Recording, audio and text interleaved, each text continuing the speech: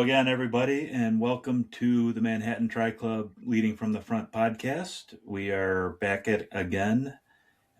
We've been 3 weeks in a row, or 3 shows in a row at the regular cadence. We haven't missed. We're down one today. Bridget's not able to join us because she has a family commitment with her son. So we've got a really cool show tonight. We have Dr. Hurbanek, Jason Hurbanek, with Illinois Bone and Joint. He is the knee doctor to the MTC Stars. We have he's worked on at least 2/3 of the group, and family members and so forth, and we'll get into it. But we're excited to have you on, Doc. Welcome. Thanks for having me. April is with us. Hey, everyone. Grace is in the house. Hi, everyone. So this is going to be a cool show. We're going to talk about endurance training, knee health, joint health. Got lots of good questions for Dr. Hurbanek. Dr. Hurbanek and I met, I want to say, probably 2020 or 2021. I was training for Chicago Marathon, and I started to have a really bad knee problem, and somebody recommended on the Facebook running group, go to Dr. Hurbanek. So I made an appointment, got in, found out he was a triathlete, and that made everything better because he understood what it takes to be athletes. And I want to say that my first treatment was a cortisone shot because 2 weeks before the Chicago Marathon, I went in and said, you got to get me able to run. I've trained all summer for this, and by God, it worked. Got Give through you the that race. NFL, it's like that NFL mid-game treatment, huh? Yeah, it's kind of what it was. I'm not that elite, but it it was good to have that resource. And he got me on the run course. I finished the marathon. It seemed like the next year I had something else go wrong with the other knee, and at that point I started training for triathlons, and it's been all downhill ever since. So, knock on wood, I haven't had any real big flare-ups. So that's, I think, when we met. I've had I think several cortisone shots, that kind of stuff, IT band syndrome, and Doc's worked on me for all that stuff, meniscus surgery. And what the hell? How do I get tennis elbow when I don't do anything with my elbows? That was my latest ailment. I had to go in because my arm was killing me. And he's like, you got tennis elbow. How the hell do I get that? It's a good question. When it just sets in, it's super stubborn. It's annoying. It's irritating. It bothers you when, just lifting items and moving things around. Yep. And it's hard to say sometimes. Yep. So I guess one of my first questions for you is, who do we talk to at Illinois Bone and Joint to get them to sponsor us? Because we've provided so much business to them. Right on the spot. I'm definitely kidding, but one of the cool connections that Dr. Hurbanek and I have is through gravel bike racing, and that we geek out, talk about bikes when I'm in there, and more about bikes than probably my knee or whatever. And we've done a couple of the same races, not necessarily at the same time. We did Rough Road at the same time last year or 2 years ago, I think, or maybe both years. And the 2 years ago, it was super cold. I didn't do it last year because we had one of the indoor tries that weekend, we had the Masters State swim meet, which I still can't believe I competed in that. But gravel bike racing is pretty cool. Grace and April haven't done that yet. They will. I'll get them into it. Grace has a gravel bike. And I almost had April doing Barry Roubaix this year. She was on the fence. She was close.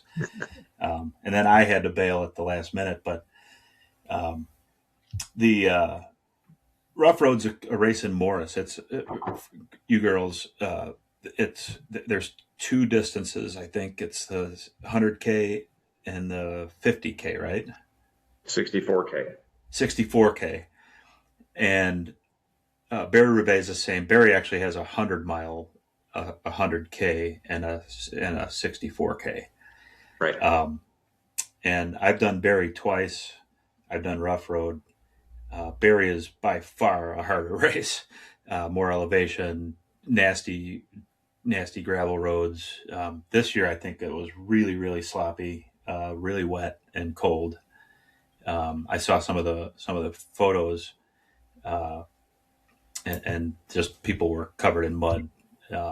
So very cool race, but Chad, Barry Roubaix, there's a very elite.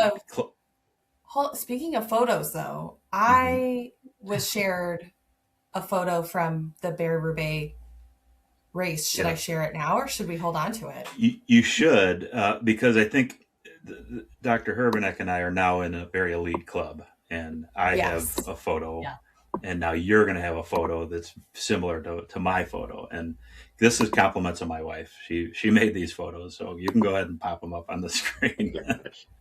Let's see if I can figure out how to share and use this technology.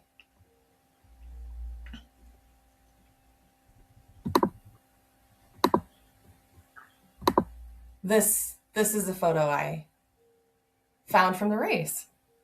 Yeah, that's right. Yep, I put in all that effort and got DQ'd. Yep. It's on my Strava, so I guess it's official. But that's you won't see it on the Barry website. Yep, that was me. Yep. It's only fair when you DNF that you get to be proud of it. I went in group 5 instead of group 6 in the 36-mile, distance group, and they disqualified me. And they're it was my first time doing it. It was kind of chaotic at the start there, and I just wanted to stick with my buddy who was in group 5. And I rolled into there, and then lo and behold, I went to check my time after I finished, and I saw I was disqualified. And they were not very sympathetic when I wrote them an email and said, hey, I'm really sorry. It wasn't, I'm not trying to win. I wasn't going to win this race. So they keep a very strict policy, apparently. Yep. But I'm allowed to come back. They just disqualified me this year. Yeah, they did the exact same thing happened to me. I didn't know. I actually consulted somebody. I'm like, I forget which wave when I was on the wait list.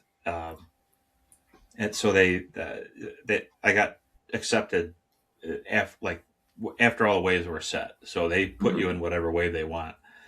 And the year before when I did it, I got to pick the wave. And my buddies and we all picked wave 1, and everybody got in wave 1, and we were fine. But this one, they put me in I think it was wave 3. And I'm like, I don't want to ride in wave 3 because I'm going to be at the front of wave 3, and I'd rather be in the middle of wave 2.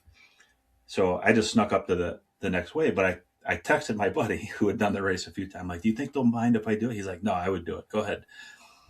As soon as I finished, my other buddy texts. He's like, dude, you got disqualified.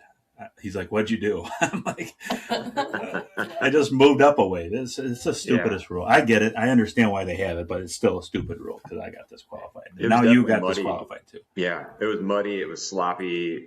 I actually really enjoyed it. It took me a couple bike washes and a toothbrush and to try and clean out everything. It was pretty crazy, but it was fun. I actually enjoyed it much more than the Rough Roader, simply because it just was a more interesting course. Clearly had to concentrate a lot because I didn't want to lose control of the bike, but the Rough Roader is just obviously a little bit more open on a lot of those farm roads, whereas, as you know, and you were explaining, that Barry Roubaix terrain is definitely challenging in a lot of elevation and definitely more scenic. So, but I like both, and they're both their back-to-back weekends, so it was good. Yeah, no, it's the real deal. Barry's by far my favorite at comparing the two, but just for some context, Grace and April, there's two sections. I don't remember the exact. One of them is called Seeger, and I know I think both of these nasty sections are on all the distances, so everybody gets to enjoy it. But this Seeger section, you actually come down this giant hill, and there's not really a hairpin turn, but there's a guy telling you slow down, slow down, slow down, and then because if you'll overcook and you'll go right into the ditch. You come around, you get around that curve, and then you got a little bit of a climb. It's like a dirty gravel road. Go up over this hill, and then you start going down, and you go through like these ravines. There's like ruts on the side of but then at the bottom, there's like a foot of sand, and you got to literally ride your bike through sand. And if you don't pick the right line, you're going to jump off your bike and walk it the rest of the way. And 90% of the people in the like wave one and wave two, most of those guys can grind through it. But as soon as somebody starts buggering it up, then you have to jump off because you can't get through. It's just bottlenecks at this thing. And there's two big sections of this sand, and you just see people, they just jump off their bikes and they walk up the hill with their bikes, get through it, and then they jump on. And that's like the first third of the race. It's like early part of the race too. So you've got a lot of racing left afterwards, but real, like Dr. Hurbanek said, real scenic. It's not a forgiving course, but it's definitely worth doing. And I'll definitely do it again. So Dr. Hurbanek, how did you get through that this year then? That sandy, wet, because if it's wet, it's like quicksand, right? Yeah. Like I just imagine people like hitting it full speed and doing flips over their handlebars. Oh, they do. They do. My take on it was, and again, I'm in a much slower overall pack. People were pretty cautious, number one. And in that section, it was pretty clear a lot of people weren't going to make it. And I chose the wrong line. And I was behind someone who started to slow down, and I was like, don't slow down. We were already going pretty slow, but I was like, pretty soon we're going to stop here. And then they stopped, and then I tried to stop, but I actually couldn't get my foot out of the clip. So I just tilted over. It was okay. It wasn't like a bad wipeout, but and at that point I got up and just walked the rest of the way through it and then got going. But Chad was right. If you don't take the right line, and especially in the muddy, sandy conditions, you're either doing this or you just can't get the momentum. So you have to get off and walk, which is what most people did. So, yeah. I remember that when I did it last year, there was, I hit that sandy area, and I had a good line. There was this guy like on the other side of the trail who also took a good line, but he was just a dick, and he was screaming at everybody, don't stop, don't. And then all of a sudden he cuts straight across, cuts right in front of me, and I'm like, are you serious? You're screaming at everybody, and then you just did that? And he's like, sorry dude, I should probably keep my mouth shut. This all happened literally in the race. I'm like, yeah, you should. Because then I had to jump off my bike because this guy, like, I'm going this way, and he literally went straight in front of me and then stopped and then jumped off his bike because he blew it. The trick to those races, there's etiquette. You want to make sure if you're going to jump off your bike, don't get out of the line that you're on, because there is going to be somebody behind you, and that somebody behind you got to expect that they're going to be able to pass, and at least give them the chance to pass. This sounds very similar to the time where you did not have good etiquette and you cut off Sam Long in Ironman. I didn't cut Sam Long off. Now that's fake news. Almost caused a pile up. I've told this story, I believe, on the podcast, so I'm going to have to tell it again. I don't think Dr. Hurbanek's heard this. Cliff notes, though. Yeah, Cliff notes. So, Ironman Chattanooga 2024, swim was canceled. I was thankfully I was grateful that it was canceled because I probably wouldn't have been able to finish it. My swimming wasn't good enough back then. Um, it was just a rainy, crappy day. The bike course is super fast. It's up on the highway, and it's a 3-loop course, 35 mile loops, and very some climbing, but not bad. It's pretty flat. The pros were racing, and Sam Long, and he won it. He's the pro athlete that won the race that day. So I'm going along, and I'm passing people on my bike, and I come up. There's like 3 people next to each other, and they start to do this, and I'm coming up on the left, and I'm yelling, "I'm on your left, on your left." Now there's cars and traffic coming behind us, so you can't go the other way. I'm yelling on your left, and then all of a sudden I hear on your left, and it's when I was hearing that, I knew it was one of the pros, and it was Sam Long. Well, these people in front of me ran me into the rumble strip. That ran him into the rumble strip. His bottle gets ejected, so he's got no nutrition for the rest of the bike ride, Oh my gosh.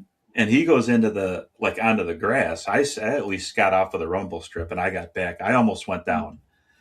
And we were probably I was probably doing 22 miles an hour. He was probably doing 30 plus. And he didn't get mad. I'm sure he got mad, but I didn't hear anything after that. He kept going. I was listening to his race recap, and he told the story about how he got ran off the road by some age grouper, and all of his nutrition got launched. So I'm like, I'm famous. Oh my gosh. So that was a long story, and probably didn't need to be told again, but April brought it up. I had to defend myself.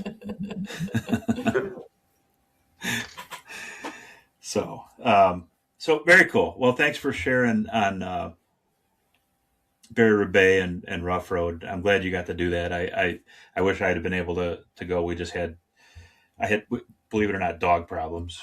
My Linda went down to a concert to see Sean, and because he was feeling bummed out about his knee, and I got left with the dog. He was a puppy, nobody to watch him, so I didn't think it would be fair to leave him in a crate and go do a race for whatever. So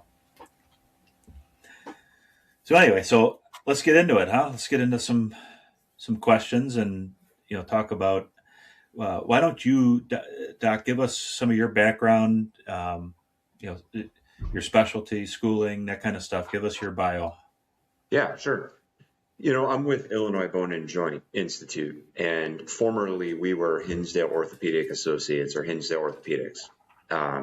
I joined that practice in 2009, and then in 2020 we merged, kind of joined with IBJI, and we are part of IBJI. We are IBJI now, and so I go to our new Lenox and Joliet offices. We have offices also in Western Springs, Westmont, Downers Grove, Munster, Indiana. We're looking to expand into Orland.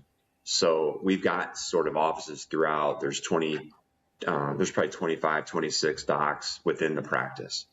Of course, I go to our southwest suburbs, which is how I, met all of you. Prior to starting in the group, I did a sports medicine fellowship at Ohio State, 2008, 2009. And then prior to that, I did an orthopedic surgery residency. That was a 5-year residency at Henry Ford Hospital in Detroit. And then before that, med school at Ohio State. And before that, undergrad, I went to Denison University. So that's just a small Division III liberal arts college just outside of Columbus. And I grew up in Cleveland, Ohio, born in Pittsburgh, kind of Midwest roots, and have bounced around many Midwest cities, through various training and phases of education and that kind of thing. So I'm here now, and we've married 4 kids. We've laid roots here in Western Springs, and really happy and grateful to be part of a great practice in a great area. So yeah, I'm really fortunate that it kind of all worked out the way that it did. So I'm an orthopedic surgeon. I specialize in sports medicine, but as time's gone on and I've aged a little bit, I think my practice has aged, and I've seen, people or patients that I've maybe seen at younger ages that are now older as well, a little bit more arthritic, a little more wear and tear, those types of things. But I kind of do the gamut of anything shoulder and knee. So anything arthroscopic through replacement.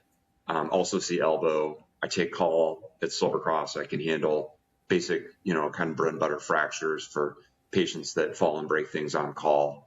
And then, but we're pretty subspecialized now. So we have like hand and foot and ankle specialists and joint replacement specialists. So we've got kind of all the bases covered in terms of orthopedics within IBJI. And when you say my patients are getting older and more arthritic, you mean higher, more elite athletes is what they're doing. Like they're becoming more awesome. Yes. With more Exactly. arthritis. Yeah. Right. Well, Exactly. I want to share a story just recently, and just how accommodating Dr. Hurbanek is in IBJI with my son, Sean. Sean's 20. You guys know Sean. Most of our friends that listen to the podcast have at least met him. Sean, he was a baseball catcher, still is a baseball catcher, and injured his knee back in high school, and MRIs, X-rays didn't reveal anything, but just the function of being a catcher, his knees were getting worn out, and he's down at college, University of Kentucky, and had a club baseball tournament the weekend on the weekend, ironically against Ohio State. I don't think he knows that you went there. I don't think he'd like that. They played 5 games. He caught all 5 games, which is not the smartest thing to do. Didn't really remember injuring it, but then he got back to campus, went to class on Monday, and his knee locked up, and he couldn't walk. His roommate had to get him to the urgent care. They took X-rays. The X-ray they diagnosed it with a bucket handle tear of his meniscus, and I'm not a medical professional, and I said, well, I don't think they can see that in a X-ray. They need an MRI. So we need to get the MRI. So they got the MRI the next day. I'd called Dr. Hurbanek's office and said, can you guys squeeze him in? Dr. Hurbanek got him in on Thursday. So this happened on Monday. Linda drove down to Kentucky, went to the MRI with him on Tuesday, drove him back on Wednesday, 8:00 in the morning. Dr. Hurbanek saw him with the MRI results, and he walked in and said, yeah, it's a bucket handle tear. We got to go in and repair it. We should do it pretty quick. And he looked at his schedule, got him in on Friday. And I think, was he the 10th surgery of the day for you that day? Yeah, we had on Friday. That day. Yeah. So he had a full docket, and it was just awesome that you were able to accommodate and get him in, because he literally couldn't walk. He was immobilized. He was on crutches and in pain because. Shout out to you and the practice, and just your staff, everybody that worked to get him in, because now he's back on the road to recovery. He saw you yesterday. You didn't clear him for surfing this summer, which really messes up my plans and my surfing, because he's my surf partner, and now he's not going to want to go to the lake and surf. So maybe April and Grace, you guys can come and drive the boat and surf with me. Yeah, drive the boat. We're going to hire a driver then. Right. I don't know that I can drive. I can surf. Yeah. April surfed for the first time last year. We did a little triathlon out in Baldwin Lake. Grace and I did the actual race. April and Bridget buggered out on the race, showed up to the lake house, for the party afterwards, and Nice. it was kind of a crappy day. It rained all day. We were out on Oh, the it was boat perfect. in the rain. No, it was amazing. No one was on the lake. It was just a Yeah. light drizzle, so no one was on the. We had the lakes for ourselves. It was perfect. But April is like the eternal try anything, is willing to do anything. She got out there, and I want to say you got up on the first try or second try, and Sean made a comment. Actually, you can tell the story because he was being a little dick, but Yeah. Do you have teenagers yet, Dr. Hurbanek? Not yet. They're 10. They're still My little? kids are 10, 8, 8, and 3. So we're not teenage phase yet, but we're getting there. yeah. Oh, nice. So they still think that you're like a superhero, which is perfect. Like run that as long as you can. All right. Because once they become teenagers, they will kill your self-confidence like no other. So, Sean, so I get up on the first try. I was real proud of myself. He goes, yeah, but that's beginner's luck. You're never going to get up on the second try because, everybody that gets up on the first can't get up on the second. I was like, all right, watch this. I got you. Okay. Hopped right back up, started doing they didn't look cool, I'm sure, but like switching my feet and stuff. I'll show you. Yeah. Yeah. Well, Sean is believe it or not, he's a really good surfer. He can do tricks. He does for a big kid because he's like 6'4". Yeah. He can do spins, 360s on the wave. He's no rope. So he gets up with the rope and then he throws the rope in the boat and the boat pulls you along. It's really cool. We're addicted to surfing, but it is low impact. Do you know how to drive a boat? Do I? Yeah. Yes. Yeah. I can drive. Yeah, I can drive a boat. Okay, you're hired. Okay, perfect. Then he'll come. That's the July 20th. Yeah. The weekend of July 20th. Since Sean won't come, we need 2 drivers. That's the trade-off. Yeah. Yeah. So no, all kidding, but it was awesome that he's back on the road to recovery. He's moving around fine. He's back in the gym. His morale is higher.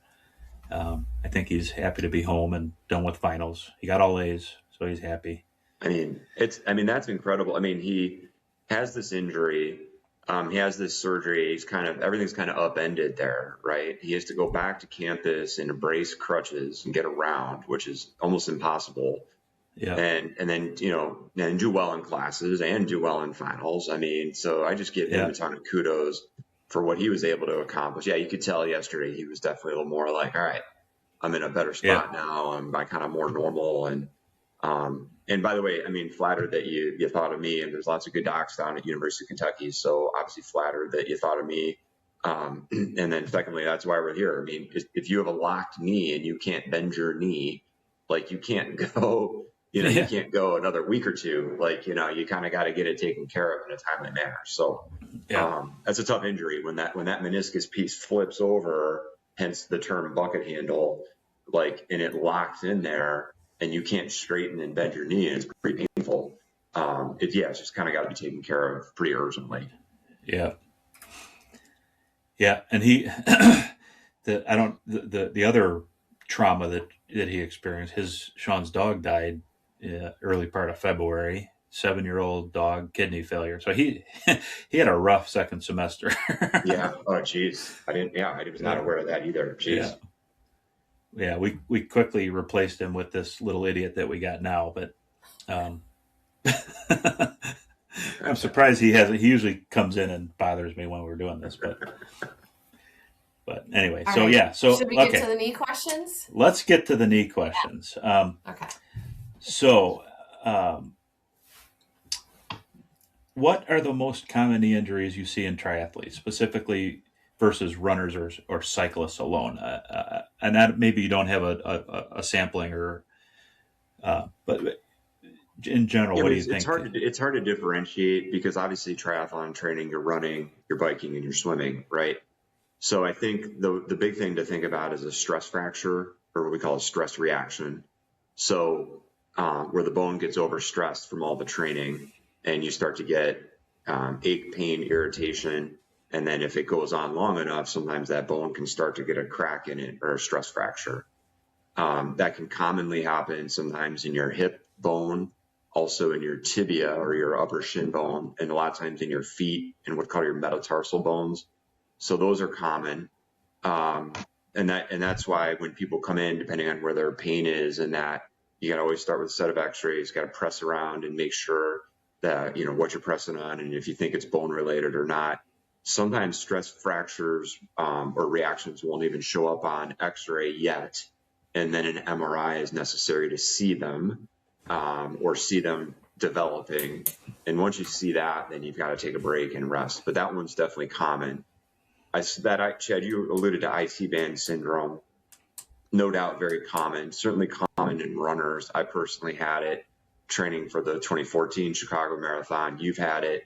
I've had a number of marathoners come in over the years, like 2 weeks before the marathon, kind of what you explained earlier, where we give them that little cortisone shot right on the side of the knee there where the IT band rubs. And it's like you said, it helped me. I had my PA give it to me that 1 year, and it was like night and day better. So it's definitely super helpful. And that just kind of occurs because of all that friction from the knee, flexing, extending when you're riding and running and that kind of thing. We also see a lot of tendonitis. So really kneecap or patella tendonitis is really the big one. You're just, you're a triathlete, you're training, you're putting in all that time. Sometimes tendons and tendon connections to bones get irritated and they get inflamed, and then they start to ache and they hurt, and that'll bring people in. And then lastly, sometimes we'll see like a meniscus tear. So the act of running, the meniscus sits between the femur and the tibia, and sometimes it can shear over time. It starts to split apart. So you'll see some runners, especially sometimes, come in with meniscus symptoms. Of course, you do the MRI, you see it, etc. We can get into meniscus tears more detail, at whatever point you want tonight. But that one's kind of common. And then a lot of times, like people who are getting a little bit older have some arthritis in their joints, and they're pushing at these levels that, you guys push at. And sometimes things just start to get inflamed. And then, and they come in and you get the x-rays and you see some of the changes, and you always want to work through it with them. You want to help them through it. You want to make sure that you can help the symptoms so they can kind of continue to chase their goals. Sometimes though, people have to face the reality that like, this high level thing, maybe I need to modify, or I need to cross train, or I need to maybe I'm the swimmer of the group now versus the runner. Those types of things too, you kind of modify. Yeah. It's interesting. We did the Lamont Quarryman 10-mile race this weekend. Super, super hilly course. Before we went live recording here, I was explaining to you, it was hillier, more elevation than Ironman Chattanooga. It was real punchy, had like some real steep switchbacks and uphill grades. But what was worse was the downhill stuff. And we got, April and I were running together towards the end, and there was the very last section where you're going down. It was probably, what would you say, April? Maybe a half a mile to a mile of the straight downhill. I looked at my watch, and we were running at a 6:15 pace, and we don't run at a 6:15 pace. But we were on the brakes because that the next day, my right knee was on fire. It was not much swelling, but it was just, I'm like, something's wrong. Iced it. He did all my protocols. We went to swim Monday night, and it was still bothering me. 2 days later, got to swim. We did our swim workout. I got out of the pool. My knee felt like $1 million. For some reason, the because the swimming is no impact, but I think it just loosened it up, whatever. And then it felt fine ever since. I went on a run tonight, but it is kind of crazy how the conditions of the courses can really affect your biomechanics and your knees, your ankles, your joints when you don't think of it while you're actually running. But I know, April, you were sore after the race. Grace, we all had different ailments going on from that race. I don't think we're going to do that one again, but Yeah, we are. Speak for yourself. oh no. Yeah. I have a follow-up question to those injuries that you mentioned: the IT band, the stress reaction, and actual break, tendonitis. Which of those are the hardest to come back from, and which? Because in my mind, or at least from my limited knowledge, sometimes it's the things you don't expect that are harder to recover from because they just nag or they take longer than, like, for example, a break sounds so traumatic, but from my knowledge, it's like the easiest to just, it heals and you move on with your life. But tendons and those other soft tissues are more difficult. No, I would agree with that. Let's say you have a stress fracture up near your hip. That one sometimes requires a surgery to pin to protect, because you don't want your hip to crack and have an emergent situation. Obviously, if you're a triathlete and you have to have that surgery, like, that's going to put you out for a while. Not that you can't come back from that. So you can recover from it. If you had a stress fracture in your foot or your tibia and you had to wear a boot, not a big deal, right? Like, you got to take some time off, you cross train, and then you come back. The soft tissue stuff definitely can be a little more nagging, particularly like really bad chronic tendonitis in your knee. That one we've seen with a lot, and it's not just triathletes. I mean, we see it in some of the jumping athletes, the higher impact athletes. That one's tougher if it kind of really settles in and is chronic. The IT band's pretty easy. I mean, that one usually gets better. At the most, you need a shot. Usually it gets better with taking a little bit of a break, stretching, foam rolling, all those things. So I think all of them you can come back from.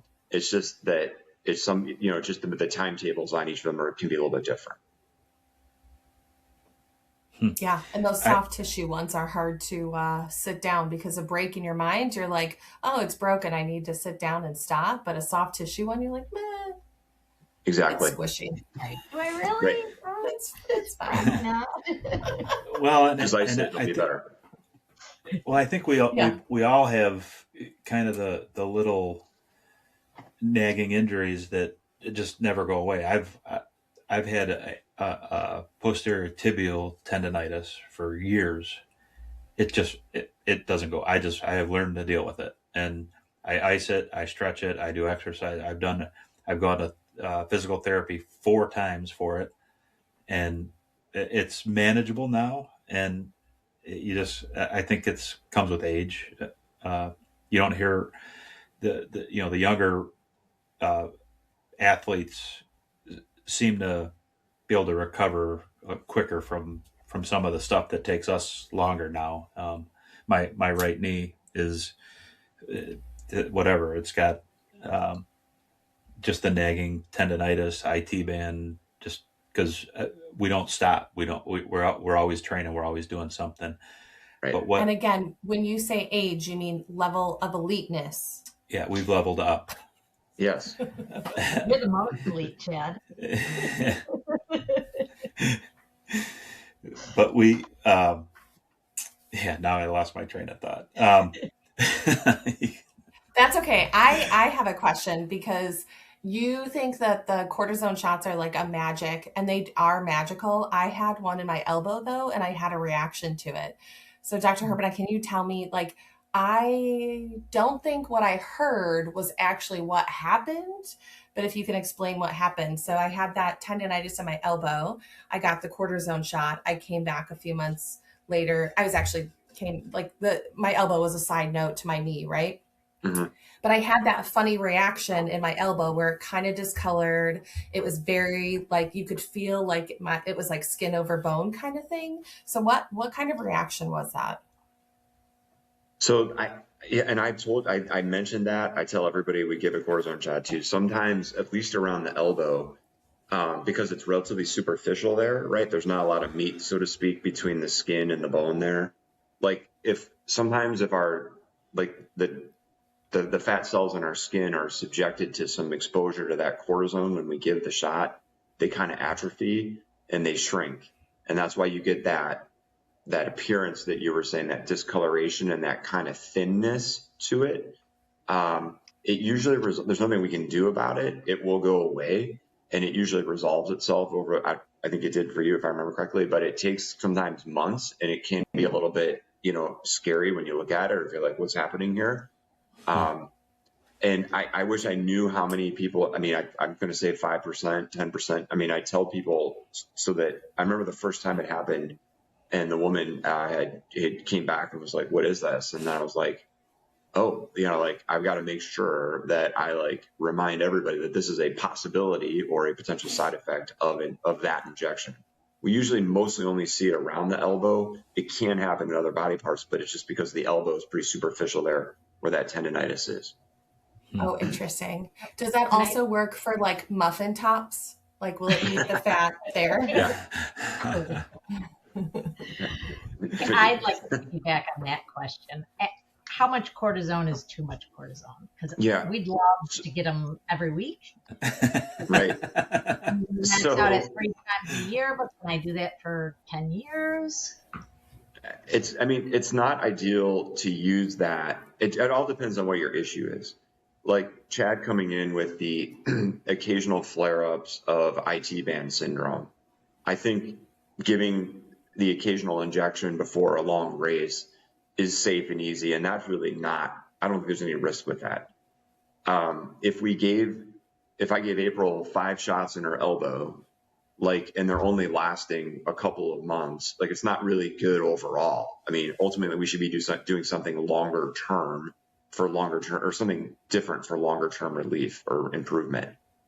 But injecting it into someone's arthritic knee if you had a race, I'd say fine, try it once, but you don't want to get in the habit of doing that because it doesn't help the environment of the knee or the area that's being injected in if given too much. So most people would say 3 in a body part for maybe a year. Some people might say 3 in a body part over the course of a lifetime. So I think you just kind of have to weigh the pros and cons. And listen, we have some senior citizens that are never going to have a knee replacement, and every 3 months they come and get a cortisone shot in their knee because that's what they do, and that helps keep them going. But because they're just not good surgical candidates. But in someone you got to do something different sometimes. So I've got a question that's not on the previous list. This is a cycling injury that just happened to a friend of mine.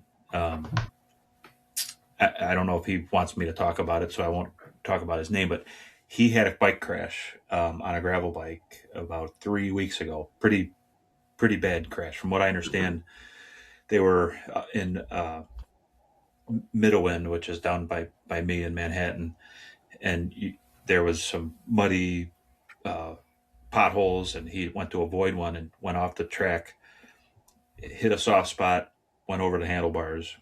The tire grabbed, he went over the handlebars, and racked his femur and hip. Went to the doctor.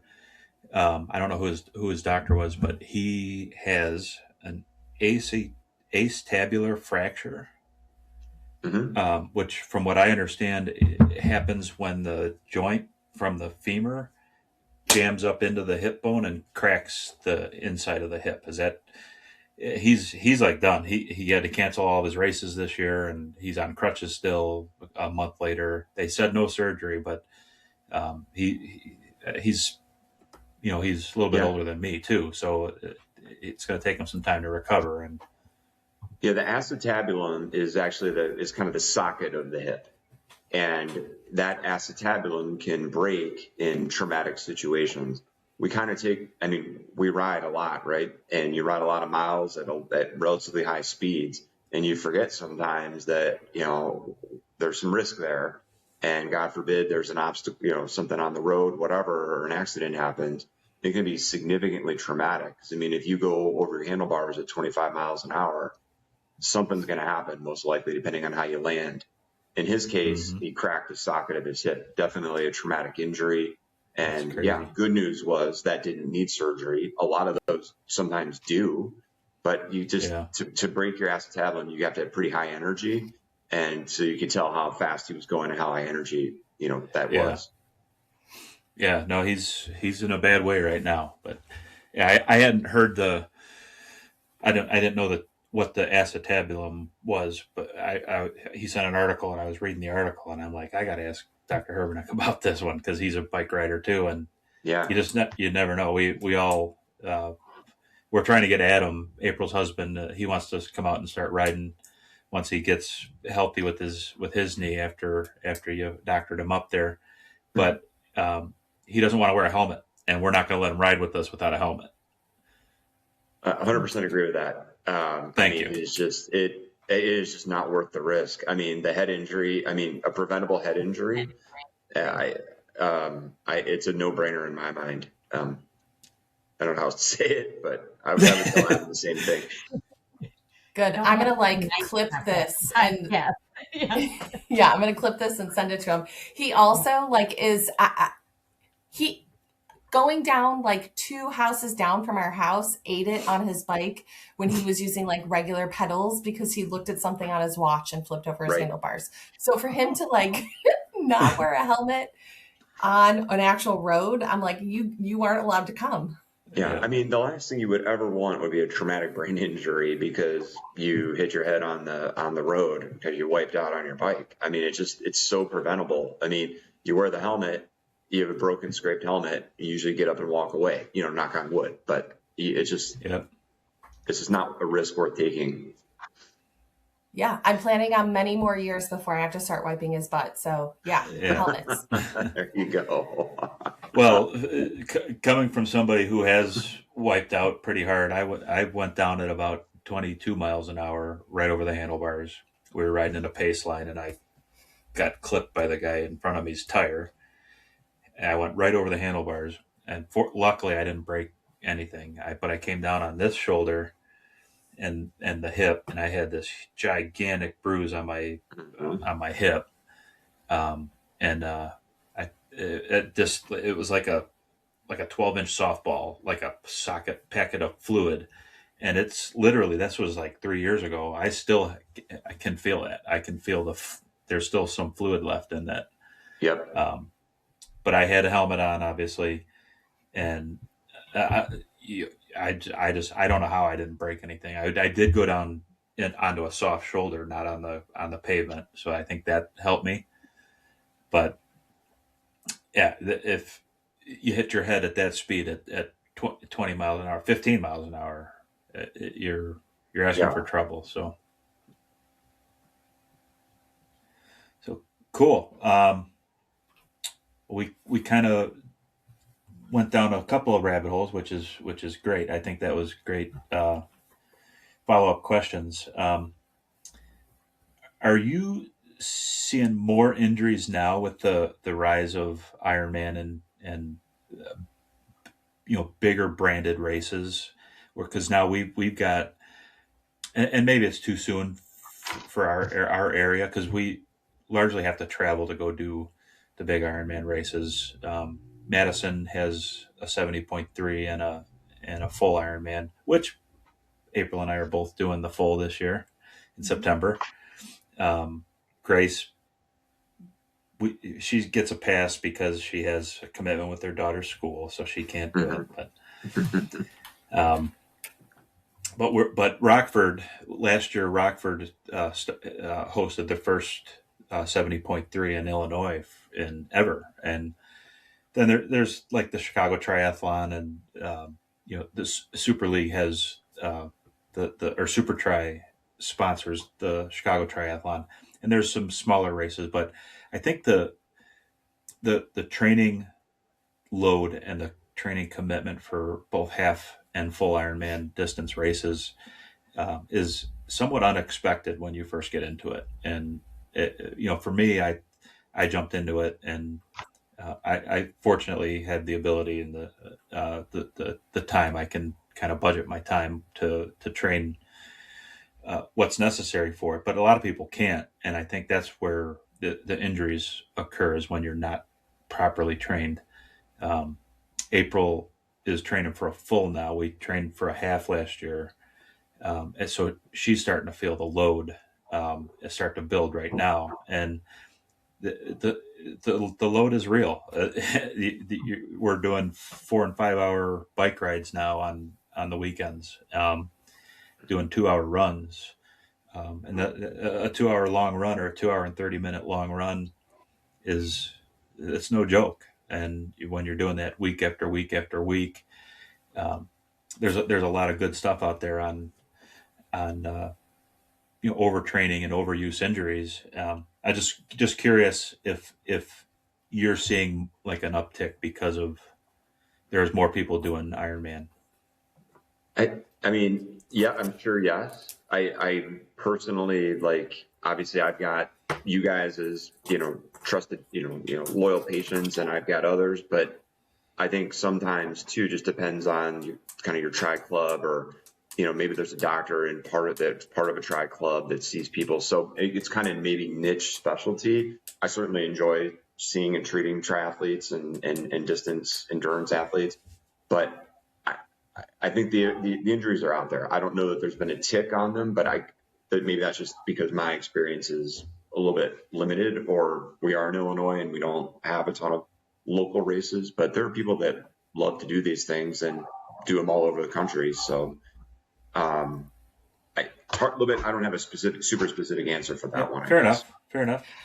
But the joke is right now that people of our age, our midlife crisis is sports and like endurance sports specifically. Are you seeing more adult athletes now? I would say for sure. I mean, I think about CrossFit, mixed martial arts, or, the various martial arts, pickleball, believe it or not. Obviously you've got what we've been talking about here tonight. So I think, the Orange Theories and the shreds, so there are people that get into these certain, workout routines and regimens that at certain ages that may be predisposed to some injuries, or, maybe things pop up because of it, no doubt.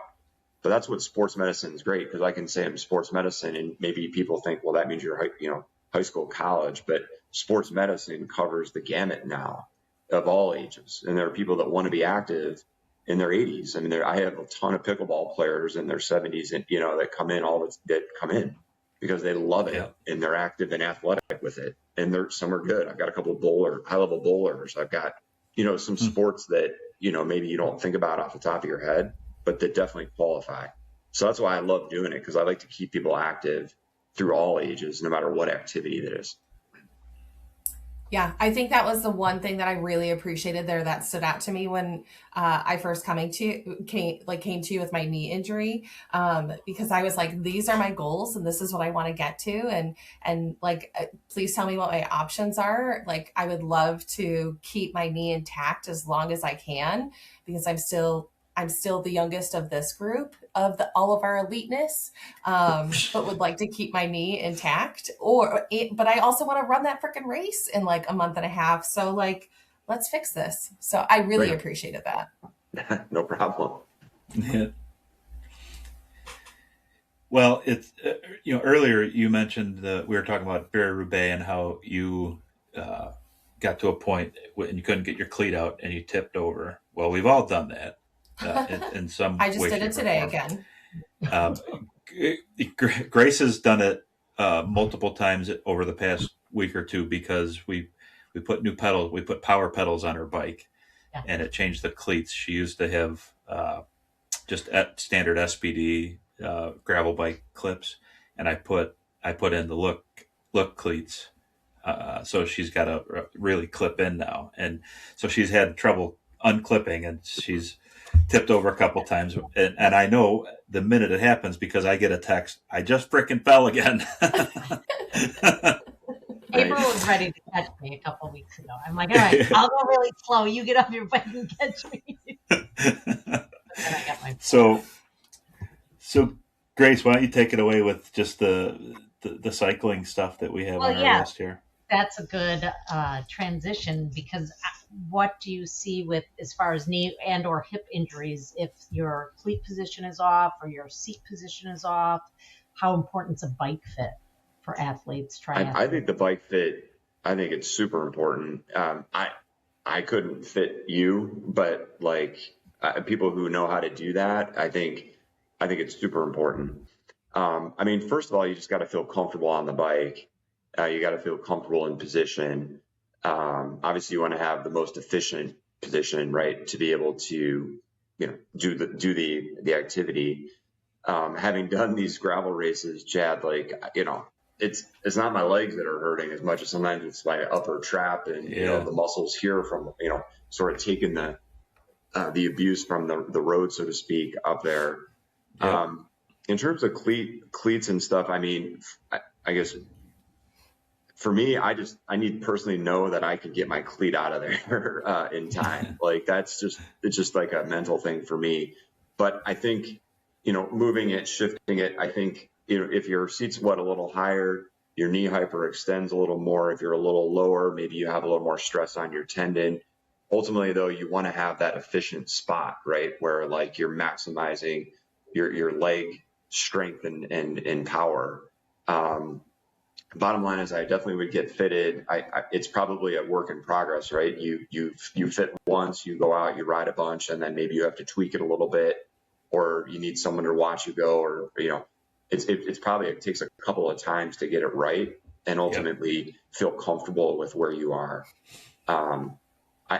So I would say, I don't know that there's one specific position that I would say do or don't do, but I think you just kind of got to have someone that knows what they're doing watching you, and you've got to see how it feels too, before you sort of settle in on one spot. I was just thinking I probably need to go through it myself. When I was looking at that question preparing, I probably haven't had anyone that knows anything about fitting, like, look at me in a couple of years. I mean, things change, so sure. Like my gravel bike's different than my road bike. So I don't know. I probably need to do something different. Right? It wouldn't hurt me to do that, I guess. So I should do it too. Yeah. Grace and I both got new bikes over the winter, new tri bikes, TT bikes. And a friend of ours, he coached Grace last year for Ironman Rockford. His name is Mark Higgins. He does bike fits in his place he's like south side of Chicago, like 111th and Kedzie, I think. And he puts the sensors on you and gets your seat height right. But you're absolutely spot on. It takes a couple times, and I'm going through a crisis right now on my tri bike with saddles, and I'm really comfortable on the tri bike. I got the seat height and the crank length the right for me. I can lay down and aero and just do 80 to 90% of a 4-hour ride in aero, which I couldn't do on the previous bike because the bike didn't fit me right. Mark got this one dialed in for me, and I started getting, I was getting some hot spots from the saddle, like the inside of my thigh and areas that we won't talk about. So I just got it's called a bi saddle, and it adjusts. It has a slot down the middle, and you can adjust the width, and you can like toe it in. You could, if your sit bones are wider. And I started playing around with that, and it's like night and day. This saddle, it's shorter by like, I don't know how many millimeters, but it's probably 1.5 inches shorter than my regular seat, so that the spot of your undercarriage that is usually getting the pressure, it's completely relieved, and it was amazing. So I've actually bought another bi saddle for my road bike, and so I bought two, one for a gravel bike and one for the tri bike, and now I just got one for the road bike. So you're right. Bike fit is key. I think not only for avoiding injury, but for comfort on these super long rides. What's your favorite type of bike, Dr. Hurbanek? Sorry, I just interrupted you, Grace. I'm just curious. Favorite type of bike? Yeah. What do you ride the most? I would have said road bike, but like I feel like I spent a lot of time on the gravel bike. in the last year more so. I have a 3T. I don't know that that's better than any other gravel bike, but that was the one that one of the gentlemen from one of the track clubs up here had recommended. And so I kind of like that. I wouldn't ride the gravel on the road though, because obviously it just doesn't. I have like a little bit wider tire, and it's just a lot of extra work. So I'd much rather be on the road bike. I have a BH road bike that one of my former partners way back in 2010 recommended I buy, and it was like a German company that he knew about. He was really into cycling, so it's kind of an unusual bike or a little less common. But I've been eyeing, this truck that I rented on vacation that I really liked. But I got to have enough room in the garage to put these bikes and stuff. It's like, where do you store all this stuff? Mine's in my dining room. They don't need to only stay in the garage. There you go. Is the truck side-eye with the garage? So is it the Madone? The truck Madone? Exactly. Yeah, a friend of ours that we ride with, Carlos, just bought the Madone. He actually bought the one that they were riding at the Tour de France last year. That specific model. Wow. Yeah. Nice. He's a surgeon. He's a general surgeon in I think Hammond, Indiana. So yeah, he's ridden with us a few times. But yeah, if you're asking me my favorite bike, I always kind of default back to the road bike. I do spend probably more time now in training on the TT bike, and that's my favorite. Like, it's the fastest bike, but the road bike is just, if you got any kind of climbing, any kind of descending, if it's not an off-road course, I'd rather be on the road bike all day long. I have a specialized tarmac. I think I saw a picture of that. Looked pretty sleek. Yeah. The funny story, when we first met the girls, our first group ride, we went out, and I was on on that bike, and we had like a ton of mechanical problems right out of the chute. April's cleat was twisted. Bridget's cleat fell off. I had to I laid my bike down, and I'm working on their cleats, and April's like, that bike looks like a rocket ship. And it kind of does, but yeah, they're addictive, man. I did just sell 2 of my bikes, so I had a list of demands from my wife that I needed to clear some of the garage space. Grace, now that you have like multiple styles of bikes, which one do you like the best? Yeah.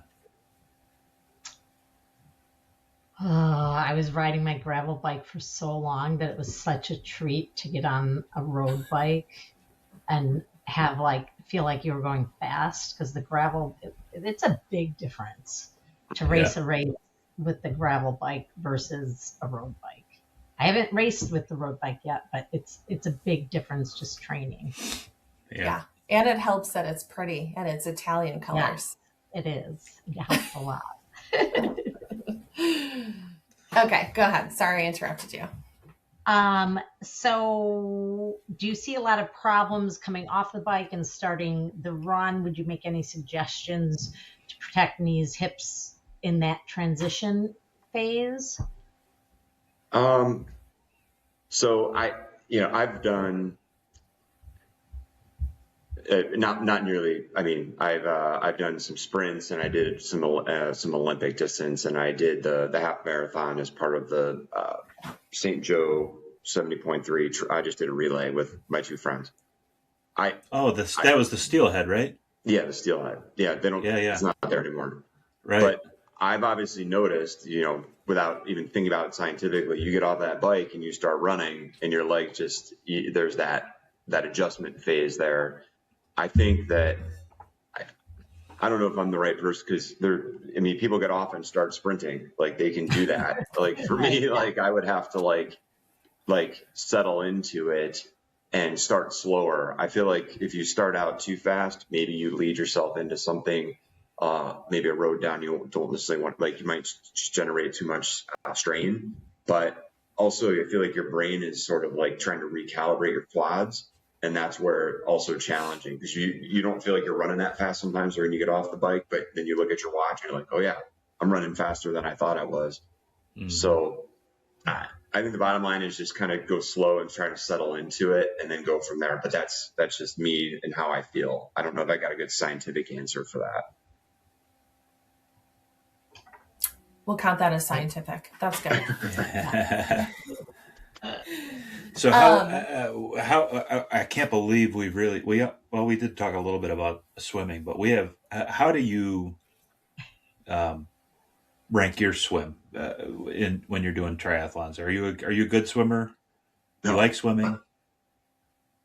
No and no, kind of like me. Yeah. I think I'm really similar to you. Now, you've obviously, I think, probably crossed that threshold, Chad. I mean, in terms of your skill and probably confidence. Growing up, I mean, we took swim lessons, right? I passed whatever advanced beginner or whatever that was in 1982. And then kind of after that, we just go to the pool like casually. So when it came to actually like having to swim a distance, it was probably, I realized I was like, you know what, I can't run forever. So this was probably going back even into residency and fellowship. I started to take some lessons as an adult because I was interested in triathlons. And I'm not a good swimmer. I'm inefficient. I think I drag. I would need significant work with someone doing lessons for me to improve my swim. My first swim on the Chicago just sprint try, you jump in there in the harbor and you're like in there and the water just shocks you a little bit. And then like I started going and you got the anxiety. And I think for me, when you're running your bike, you can regulate your breathing, right? You guys are experienced in this. You just know how to regulate your breathing. Even if you're an experienced swimmer, you can probably do it in the water. Like I just couldn't. And then I started to feel that panic. And I'm sure a lot of triathletes talk about that.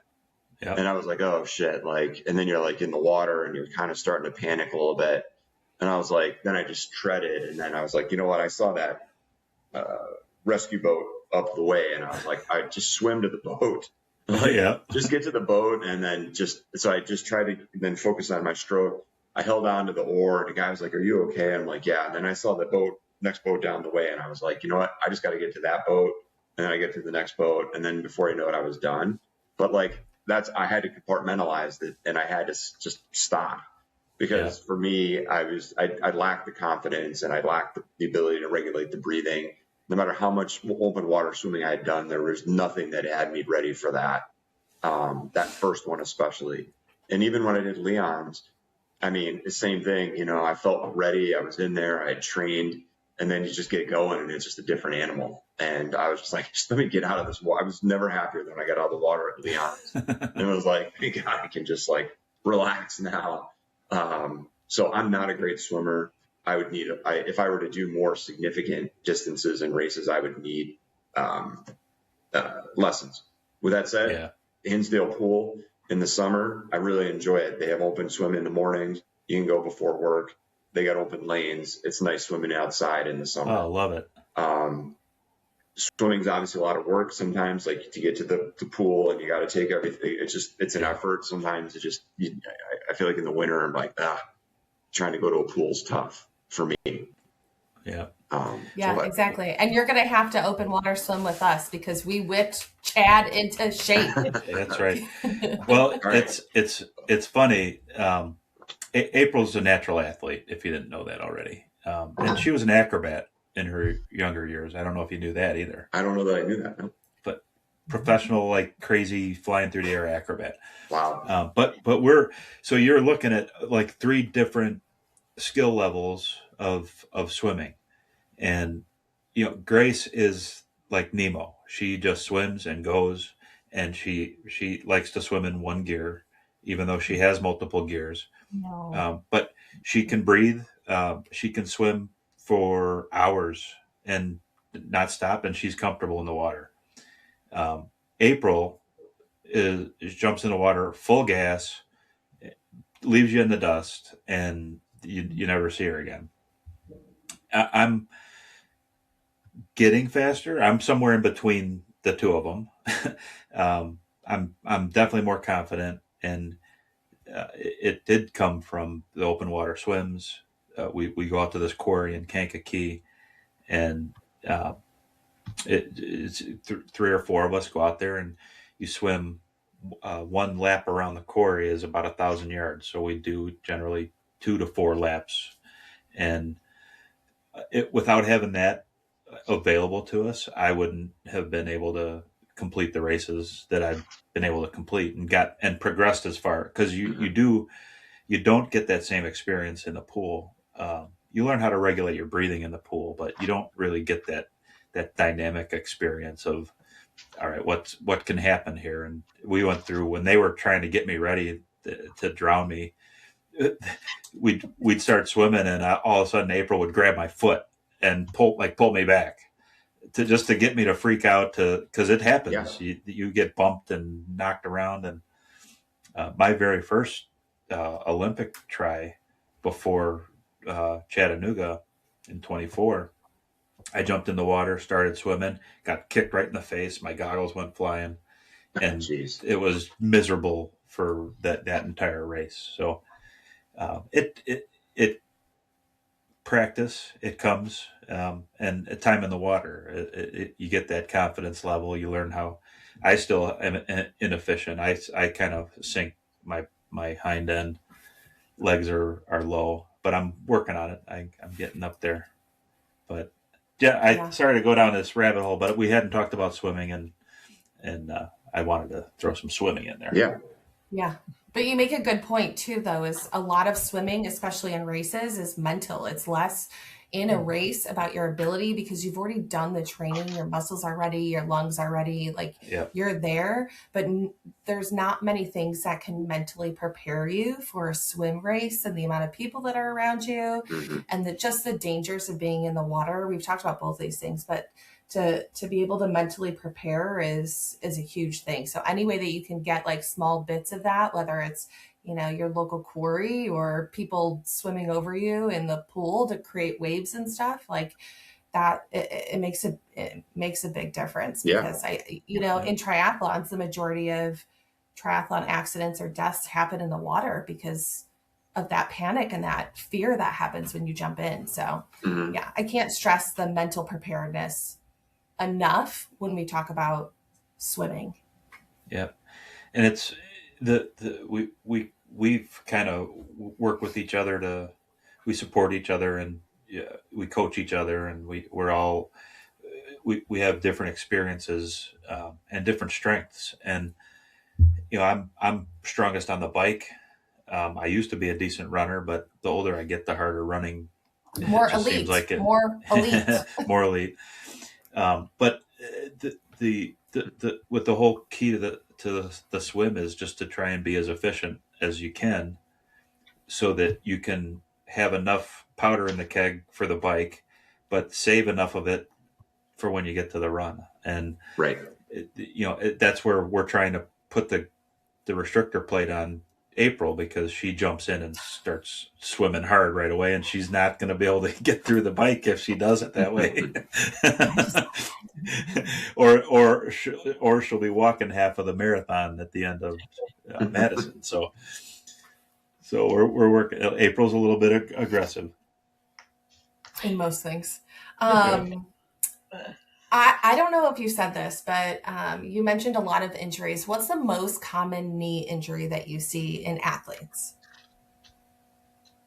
Well, meniscus tear, is by far the most common. And then, tendonitis is there too. But if you think about just like an acute injury of some sort, meniscus tear. So that's where that cartilage cushion pad that we have between, in our knee space, we have two in each knee, a medial and the lateral. That's where that thing rips or tears. We've alluded to it a little bit tonight. There's various types of tears. There's bucket handle tears where, a large piece of the meniscus will tear and flip. There's other called flap tears where a piece of the meniscus will rip and maybe flip around, but not technically bucket handle. There's they call it fish mouth tears or shear tears. That's kind of a lot of what runners see the most. They come in all different shapes and sizes. So that's by far the most common. I think the most common surgery that I do is meniscus related because it's such a common injury. And it's relatively black and white in terms of, hey, if you have the tear and you address it properly, people do get better. So that's the most common. Yeah, and that's what I had. Probably a year and a couple months ago now. So like last spring. So I was going into training for Rockford, the half Ironman, and I came and saw you. Assumed it was a meniscus tear because classic signs and everything, right? And told you like let's preserve as much cartilage as we can. But what's the difference between like your ability to stitch it and make sure that we can keep the cartilage and just clipping it, like you described it in that moment of almost like clipping a toenail off? Yeah. So the meniscus itself is the blood supply of the meniscus comes in from the wall of the knee, and it penetrates into the meniscus and then diffuses into the meniscus. So you have really good blood supply to the meniscus where it attaches to the wall of the knee, but you have poor blood supply in the center of the meniscus. So that you need blood for healing. And when the tear, like in Sean's case, the tear, he ripped his whole meniscus off of the wall of the knee, which will then cause it to flip.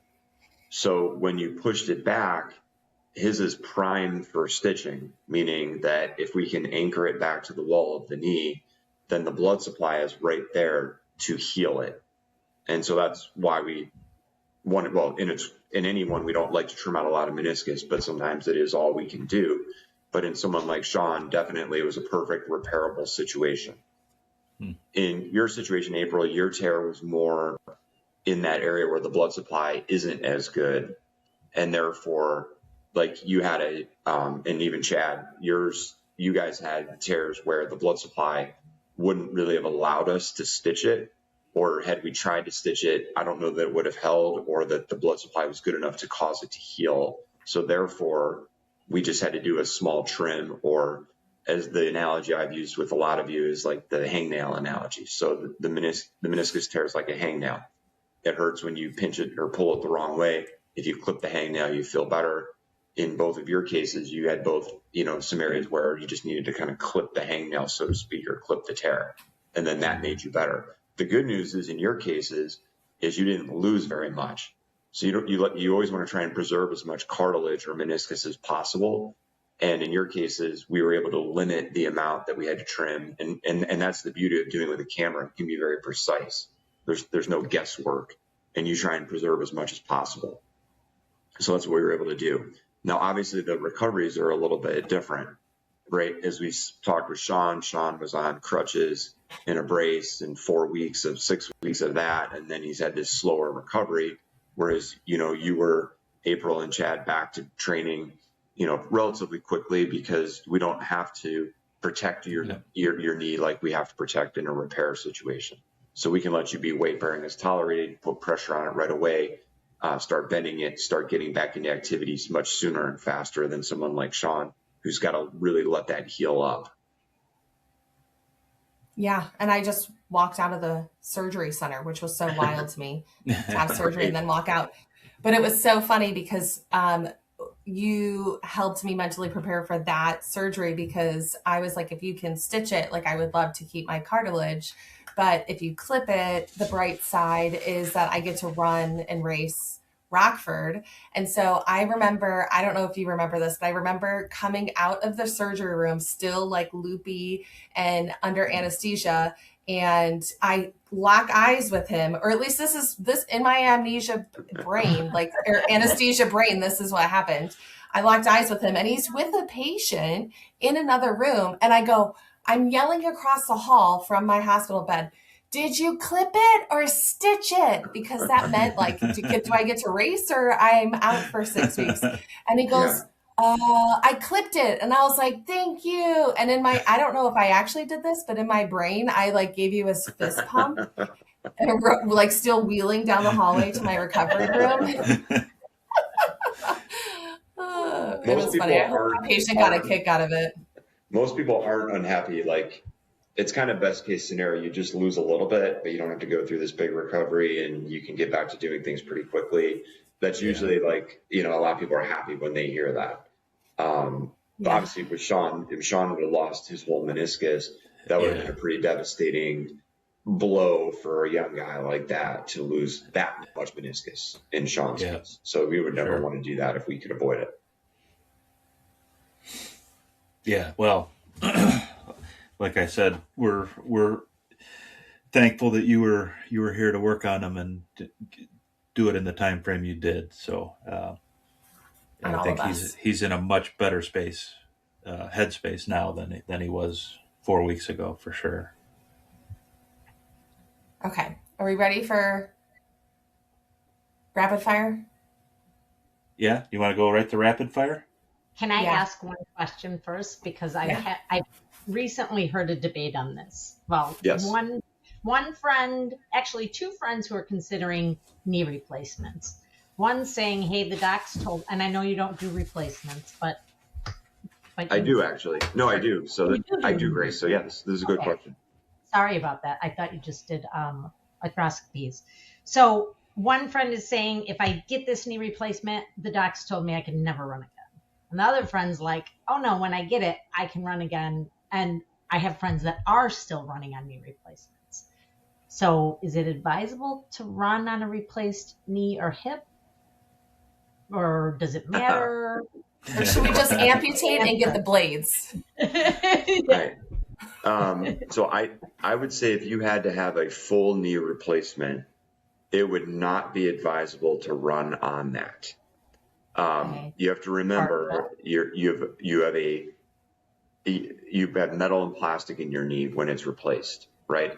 It's meant to help you get around and function and do lots of things, but running and pounding metal on plastic, it's not advisable. And there's a new normal to it that I think it'd be really hard to run on it, although some people obviously can accomplish that. Sometimes people with partial replacements, so like let's say you only replace half the knee, I've had some people push the envelope with that. I think that's a better chance to kind of resume maybe some running. On a hip replacement, there's that can be a little bit challenging, at least on a full hip replacement. There is something called a hip resurfacing surgery, which has actually been around a long time, but sort of maybe a little less common because everybody who gets hips done has the hip replacement done through the anterior approach or the front muscles. But the hip resurfacing is more bone preserving, which would hopefully allow for running.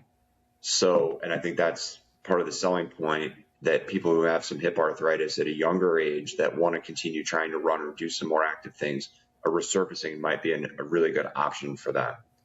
There aren't that many people out there that do them anymore. I think for whatever reason, it just sort of fell out of favor, but there are some surgeons in the area that do them. And I think like if this audience is listening and they're in that triathlon mindset, but they've got some hip arthritis that they're really battling, it might be something worth considering, a hip resurfacing versus a hip replacement. So I guess the bottom line is I wouldn't advise running on a knee replacement. Okay. Thank you. So amputate and blades. Okay. Yeah. So it looks like I'm not getting that ever. No running. Well, you just do the swim of the, right. So okay. Did you want to do your rapid fire question first, or you want to save that? You want to do mine first? We'll do mine as the finale. Okay, sounds good. So we're going to do some rapid fire questions. These are yes, no, true, false, quick, just knee-jerk reaction from you on, and these are pretty easy, I think, pretty easy layups. Yeah, we want knee-jerk reaction, and then if you want to elaborate a little, you can if needed. Yeah. Okay. Who is tougher in recovery, athletes or your regular patients? Athletes. Because we're so elite, we need to get back, right? Exactly. Well, yes. You're pushing many athletes, and it's good. You like motivated patients, but they always are pushing the envelope, like wanting to, wake surf 2.5 months after meniscus repair. Well, we're not recording. I want to answer the recording question. Okay. What is worse, ACL injuries or meniscus? I would say ACL. I mean, ACL. I forgot we're rapid fire, so I'll say ACL. ACL. You can say why, because we have so many people with knee injuries. You need your ACL for knee stability. Almost all ACLs tears need surgery. It's a long recovery. Sometimes, it can lead to arthritis later. So I'd say that's overall worse. Okay. That makes us meniscus injury people feel a little bit better. So I appreciate that. Yeah. What is harder, surgery or rehab? For the patient? Yes. I would say the rehab. I mean, I think that the surgery is a day, an hour, 2 hours, whatever. Obviously, there's some acute pain that comes with that. Ideally, that dies down quickly, and then it's kind of a grind. And the rehab can take a long time depending on the surgery and the recovery. And there's a mental grind to it too, as Chad was sort of alluding to. And when you can't do what you're used to doing, and you have to do some things differently for a while, not just your sports activities, but your basic activities of daily living, that can be a grind. So I think that initial kind of 2-3 months, depending on the recovery from a surgery, can be the toughest. Okay. And then my last question, what is more annoying, pickleball injuries or CrossFit injuries to you as a doctor? CrossFit. Oh, okay. I won't make you elaborate on that. We don't need to make anybody feel bad. No, right. Can I ask you a quick question, follow up on ACL injuries? Yes. Yes. Do you find a lot of recurrent ACL tears to be the result of return to play too quickly? Not enough rehab? My background's in soccer, so I have a ton of friends who, they tore their ACL, surgery, quick recovery, back on the field, retore their ACL like 2-3 times. And my understanding is often it's due to return to play too soon, not rehab properly or long enough. That's obviously the most devastating situation, right? To injure, go through all of that, come back, get hurt again, go through again. And you're right. You've heard that more often than not, I'm sure. And unfortunately, female soccer players at the highest risk of all. We love to quote people, "Oh, you'll be back in 6 to 8 months," and obviously there's some athletes out there in the professional level that have come back at that rate and come back earlier, or on the short end of that recovery. But the reality is, it takes sometimes up to a year, if not longer, to feel like your knee is relatively normal or that you can trust your knee. And it takes a long time for that ACL graft that you put in there to really incorporate into the knee. So I think a lot of people have really tried to slow down the return, although obviously there's a lot of pressure to come back, right? Athletes want to come back. They want to come back.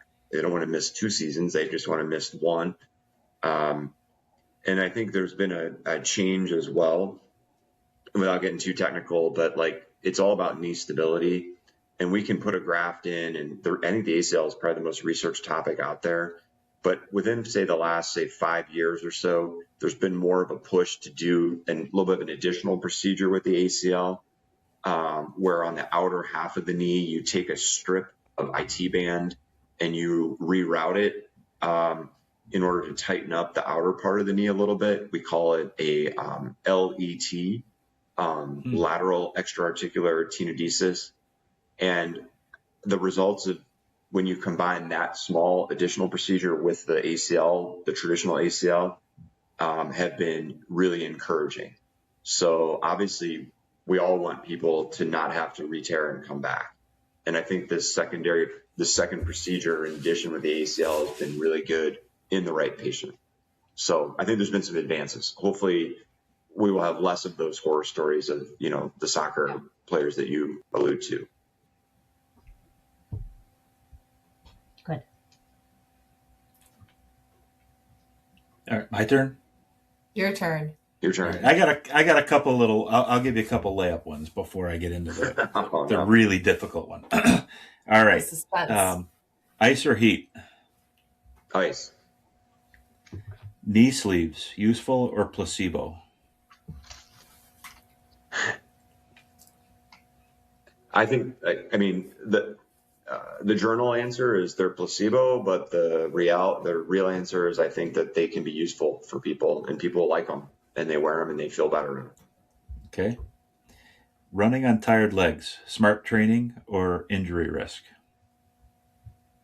I think it could be injury risk. No more running. I mean, that's the thing. You're always tired if you're training triathlon. What's the best single piece of advice for staying injury free?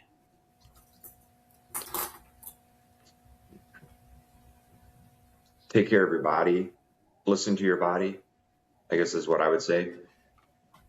I like that. Listen to your body. I don't do that enough. Same. What's one myth about knees that we should disabuse us triathletes from? One myth. Give me an example. I'm trying to think. Like, what's something you've heard that you're questioning? Let's see. Wow, I wasn't expecting that to get thrown back. Sorry, at me. I don't mean to throw it right. Well, I think it's a myth that old knees are a problem. Like I think it's not the age, it's how you take care of them or genetics. My old knees are a problem. I feel like people will say a lot, well, all those miles of running just, shot my knee. My knees are shot because I did all that running. Like, I don't necessarily think that's always true. Like, that doesn't mean, to your point, April, that's not true. I think that it might be, maybe you developed an injury, you had to have surgery, who knows what happened, or your genetics kicked in or whatever. But you guys have been in enough races where you've seen people 60s, 70s, sometimes even 80s, and, their joints are doing just fine. So it's not, I don't think it's, running load, correlates to worn knees at a certain, correlation. So I think that's more of a myth. That's good. Good. I think that I've said it a lot on our show here, but running is corrosive, but in moderation. I think that it's healthy, and we as triathletes, our running is moderated significantly because we're cross training with two other sports. Mm-hmm. Right. The one thing we haven't talked about, and we'll probably have to put a pin in that, is the fourth discipline. What's my fourth discipline, guys? Nutrition. Yeah, they're tired of hearing me talk about nutrition, but anyway, okay. Here's the hard question. So give this some serious thought before you answer. This doesn't need a knee jerk. So previously, we've established with our dermatologist guest that we had, Maria, that toenail fungus is for girls, and that's why they wear nail polish to cover up their toenail fungus. So with that said, true or false? Girls are tougher than guys when it comes to dealing with injuries. True. There we go. That's the answer I wanted. And when Chad said he said girls have more toenail fungus. No, there was no we involved.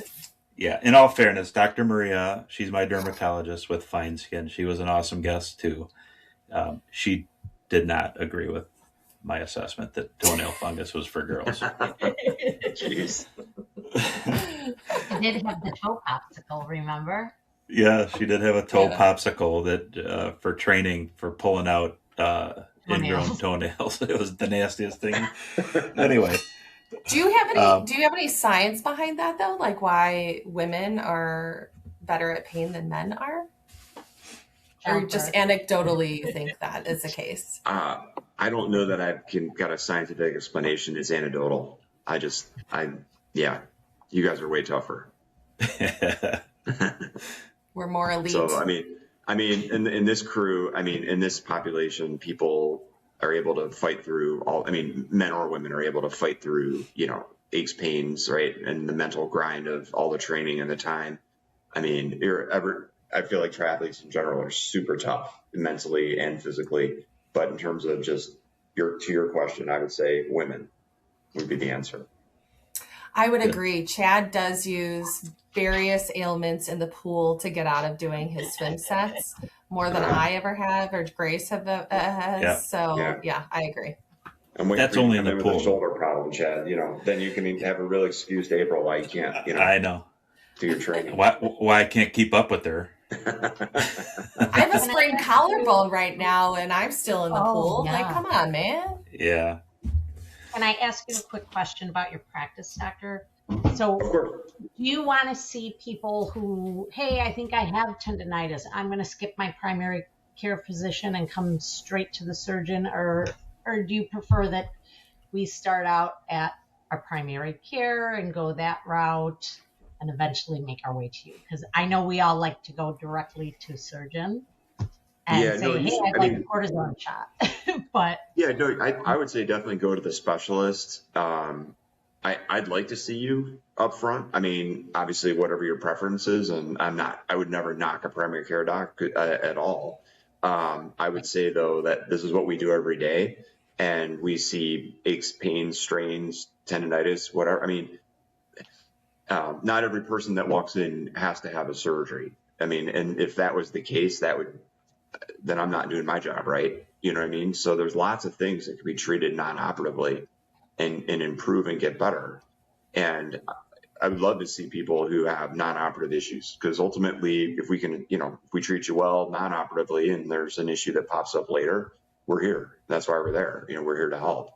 And we've established that relationship. We've got, hopefully your experience was positive and you felt well treated and the team took care of you and everything. So we're happy to see it with any ailment.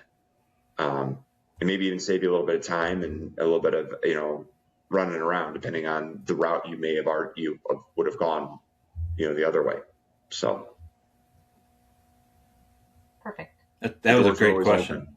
That was a great question. And I love my primary care doc, and I've been with him since I was 17 years old.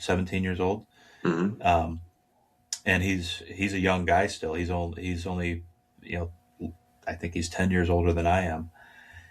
So he was seeing me when he was really young, and he's the first one to admit, don't come to me for a knee problem. Don't come to me for a shoulder problem. Don't, come to me if I think he just doesn't want to see you that often, Chad. How often no, he doesn't. He doesn't. See him? Okay. And they're not as accessible. But he wants to see me for if you got a stomach issue, or if you got the flu, and that kind of stuff. I firmly believe if your insurance allows to not have to go through your primary care for referrals and all that, go to the specialist. That's my recommendation too. But yeah, and go for the maintenance as much as you do for the injury, right? Exactly. Yes, awesome. Yeah, and I think just one final follow up for me, because we haven't really talked about we talked about joint health and knees and all that, but I'm a firm believer that nutrition plays a huge role in our health, whether it's our joint health, our gut health, our brain health. And how much, I don't know what I'm going to try and ask here, but I'll just fire. How much weight do you put on nutrition when it comes to knee and joint health? As far as eating the right foods for triathletes, it's super important to make sure that you're getting enough protein. And I think we're all under protein or under consuming protein, unless you're really paying attention to it. The recommended daily allowance just went up to 1.6 grams of protein per kilogram of body weight. Went up from like 1.2, and that was just recently. So for somebody like me, my recommended daily allowance just jumped up to like 160, 170 grams of protein a day, and that's hard to do. I eat 3 meals a day, and I do supplements, and it's hard to do especially when you're working out. You need to get into the 200 gram range for muscle recovery and tendon recovery. So just curious on your take on the nutrition side of this. I mean, super important, probably the topic of a whole nother podcast. Yeah. And I think it's kind of evolving. I mean, I think that's part of a lot of, I mean, there's always advances in lots of things, right? Technology, training, equipment, whatever. But I think the nutrition part of it is, I mean, it's kind of like wide open. It's kind of exciting. You're talking about protein. I mean, just on our side of it, like obviously if you're not eating right, you're probably gaining weight, carrying extra weights, not helping your joints. That's definitely not helping your joints. That's adding extra pressure to your joints. That's going to, cause joints to wear out quicker and faster. If you go into a surgery and you're malnourished, or you're maybe not getting enough proper nutrition, I mean, that can lead to potential wound healing complications, especially on the total joint side. A lot of people, there's actually some protocols in place now for preoperative nutrition, or sort of nutrition around the time of your replacement, for example, in order to try and help lower wound complications. Obviously, diabetics, that's another conversation, but if people aren't really watching their sugars, that can help. That can also lead to a lot of complications. So nutrition is super important, no doubt about it. I called you and I needed to know what should I put in my water bottle for that Morris race, because like I didn't know what the best, powder water would, I've always just kind of drank Gatorade and water, but obviously you got to be able to replenish those calories more as you race, because if you don't want to bottom out and hit the wall. So I think it's super important. Sure. Yeah. Well, definitely stop the Gatorade. That's the worst thing you could put in your body on those races. I actually, what I recommended for you is called Formula 369. I just gave April a sample pack of it, and I think you're kind of seeing the benefit of that high carb dose, especially on a longer bike ride, April. So I mean, I'm certainly not an expert on the nutrition side, but I spent a lot of time researching, and I'm the researcher of the group here, and trying to just learn so that we can do this for a lot of years to come, and share what we know. I think that's the beauty of what we've done here with the Manhattan Tri Club. We're definitely a not-for-profit club. We want our friends to be in it. We want people to come join triathlon. It's such an addictive sport if it's something that interests you, and you start doing sprints and Olympics, and before you know it, you're doing Ironmans, and it's just something special, and to help keep our friends healthy and their friends, and when we first formed the club, Grace pretty much sent out an email mandate to all of her friends and family that they needed to join our club, triathletes or not. so we had all these people initially in the first wave. I'm like, who are they?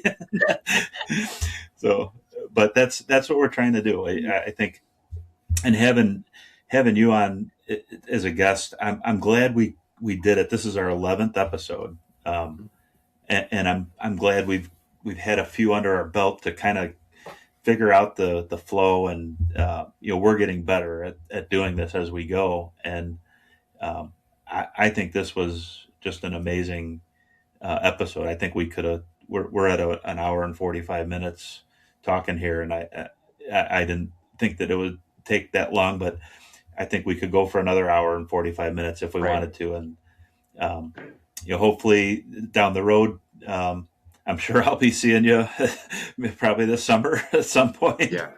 But down the road, we got a 4-hour ride this week if you want to join us. Yeah. And you are always more than welcome to come out to the quarry and do some open water swimming with us. Yeah. Something to get away to go all the way down to. I'll pull the excuse there, and I don't think I can make it down to Kankakee, but fair enough. I need to join you guys for like a 2-hour ride or something. That would be ideal. I had 4 hours of this. I mean, I could do it, but I wouldn't be able. I'd be dying by 4. 2 hours would be good. Well, if we can come up. Take a shift. That'd be great. Grace will take the first 2. You could take the next 2. Oh, we yeah. we can always come up by you. There's lots of places to ride up there, or you can come down by us. I live in Manhattan, and I love it because you can get out on the country roads, no traffic. You feel a lot safer, and Right. so we tend to try to do a lot of our bigger group rides down here. So um, I'll keep tracking with you and let you know Sounds good. when we're doing stuff. And um, we really are. You've been gracious with your time. You are awesome. You're my favorite doctor. Thanks. I Appreciate that. appreciate everything that you've done for us and coming on our show. Down the road, we'd love to have you back on. For sure. Yeah, I really enjoyed this. So thank you guys for having me, and it's always good to see you. And yeah, I'm glad I've been able to help you. And it's good. It's a really good thing. So thank you. Awesome. Thanks for everything. Thank you. Okay. Yeah. All right. Thanks, everybody. So that's a wrap on today's episode of Manhattan Tri Club Leading from the Front. If you made it this far, amazing. You're officially one of us now, slightly unhinged, mildly obsessed, and probably thinking about your next workout. If you liked our episode, do us a favor, follow, subscribe, download, all the things. Send this to your training buddy who needs to hear this, or the one who definitely did everything we just said not to, kind of like Chad. You can find us on Spotify, Apple, and YouTube. And don't forget to follow along on Instagram and Facebook. All the things are at Manhattan Tri Club. You can find us there for workouts, chaos, and whatever we're getting ourselves into next. And hey, if you see us at a race, a group run, or just out on the roads, definitely come by and say hi. We're the ones having the most fun and probably talking about triathlon a little bit too much. So until next time, keep showing up, keep pushing forward, and as always, lead from the front.